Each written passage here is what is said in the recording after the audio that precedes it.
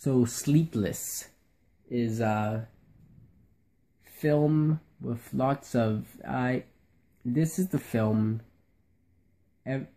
There's a couple of films in Argento's modern era that a lot of people say, wow, this is Argento's true return to form. And this is what is, in my opinion, his return to form. Of course, he obviously lost his form because he ended up making Dracula 3D. Sleepless is a story which is pretty much his most recent Giallo, and his most Giallo-like film. And it's, in my opinion, his true return to form. It has lots of memorable scenes, and takes quite a bit of plot elements from earlier films earlier films by Argento, most notably Deep Red, that I mentioned before. And but it does so in a way that doesn't really feel like a rip-off of his earlier success, and it feels like its own thing. And it has well, let's just say I did not see the ending coming until it came. And yeah, I would definitely recommend it.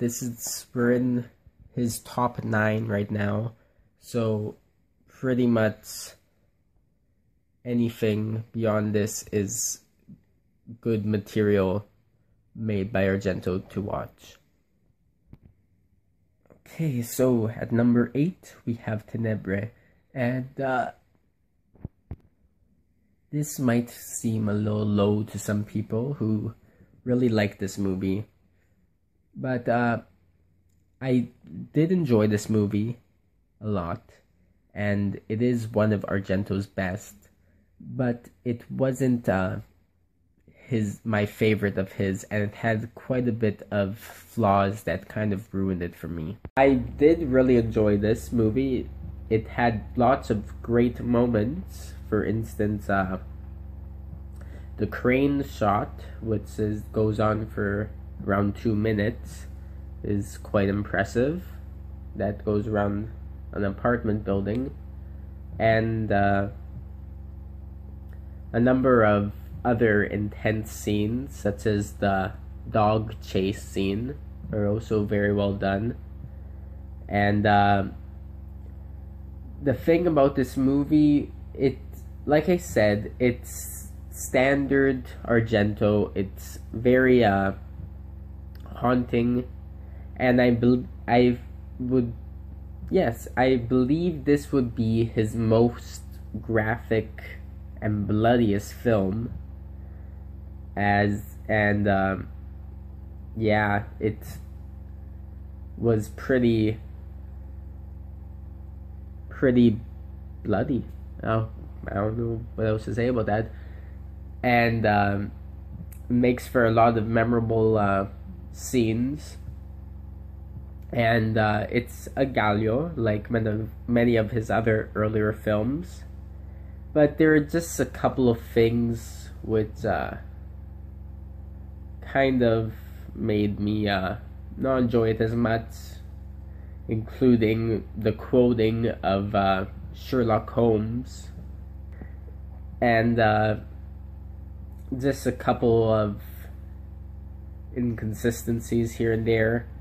And also another thing about this movie was that this was the only Giallo by Argento that I kind of guessed who the killer was a long time before the killer was actually revealed.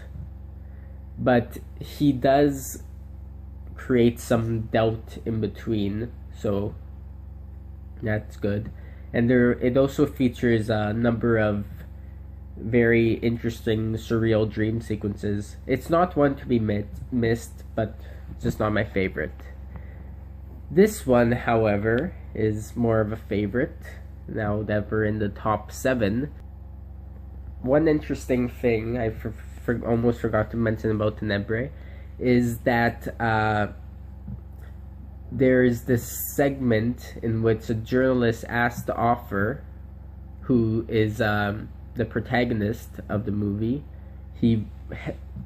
The story behind Tenebre is that he wrote a book called Tenebre, and then someone started killing people inspired by the book.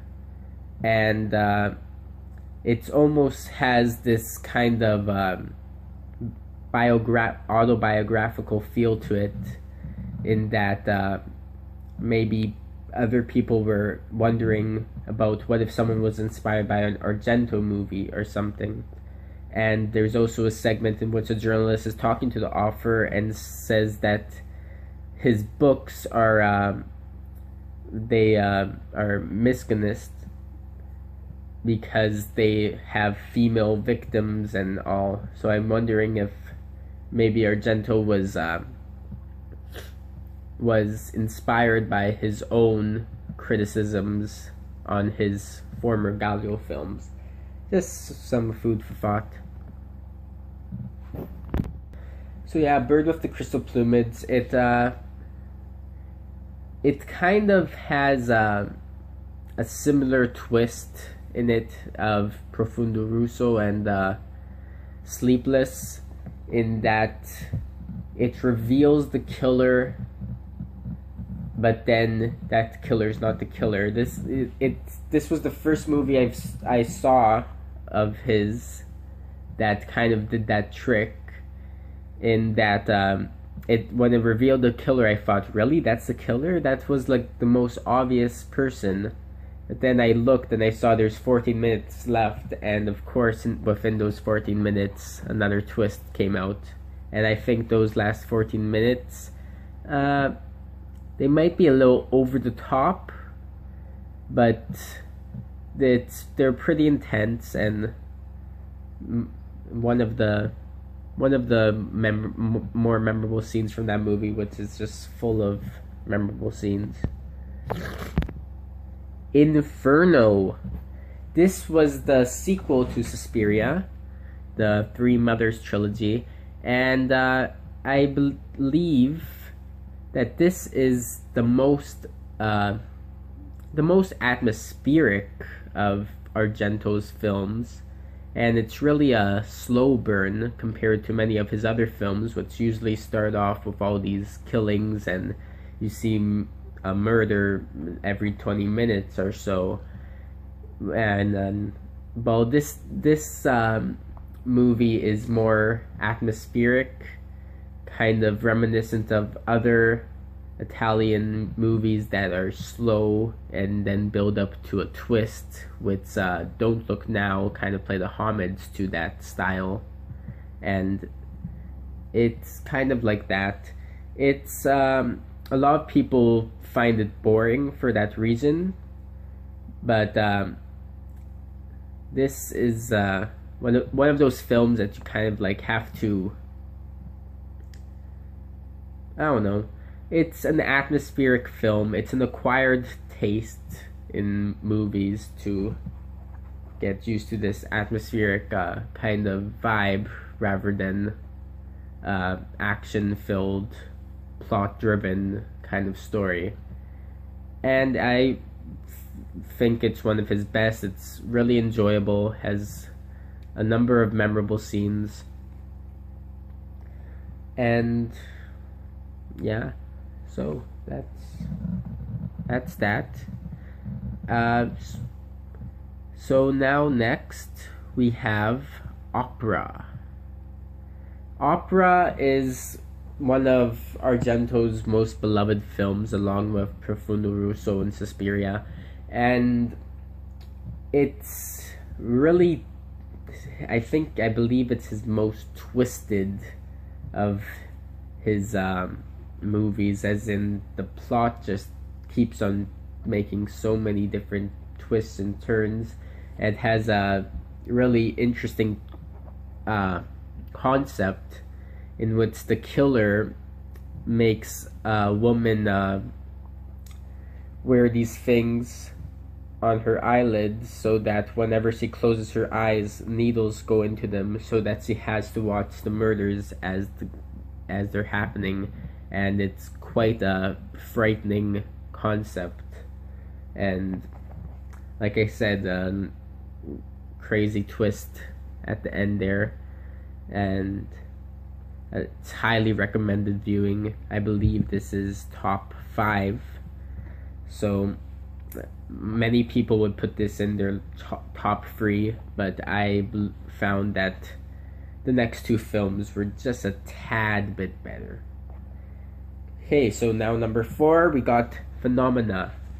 I found this film phenomenal, and I actually don't know how many people would actually agree with me on that. It's a interesting, bizarre little film by Argento, featuring some of his themes, and it features insects a lot, which is kind of cool, and how insects could be used to solve crimes. And it also features the protagonist is a girl who has this telepathic bond with insects, and that's another big theme in Argento films, telepathy. And it's quite the thrilling movie experience. It's just a good movie. It's just watch it. I don't really have much to say about it. There's just one thing I would like to say more about Phenomena, is that it uses, like, in the score, some songs that were not written for the movie, such as Iron Maiden and Metallica songs, I believe, are used. And, well, I'm fine with that. I don't care about that being used in the movie. I just don't think it was that effective when it's played over some very intense scenes.